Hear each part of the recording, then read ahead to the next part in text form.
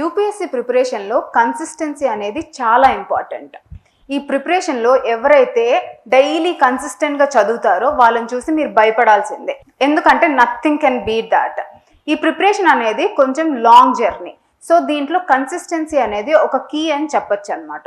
ఇప్పుడు ఒక question arise అవుతుంది, కన్సిస్టెన్సీని ఎలా మెయింటైన్ చేయాలి అని. సింపుల్, రియలిస్టిక్ టార్గెట్స్ పెట్టుకోండి. ఎప్పుడైతే మీరు అన్రియలిస్టిక్ టార్గెట్స్ పెట్టుకుంటారో మీరు మీ కన్సిస్టెన్సీని లూజ్ అయ్యే ఛాన్సెస్ ఎక్కువ ఉంటాయి. For example, first day target పెట్టుకుంటారు, రీచ్ అవ్వరు.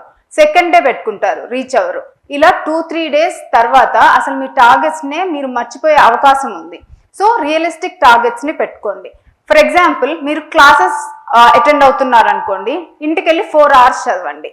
అదే మీరు క్లాసెస్ అయిపోయినాయి అనుకోండి, 7 hours per day చదవండి. సో ఇలా ప్లాన్ చేసుకోండి డే అంతా. ఎప్పుడైనా ప్రాసెస్ మీద కాన్సన్ట్రేట్ చేయండి, నాట్ ఆన్ ది అవుట్కమ్.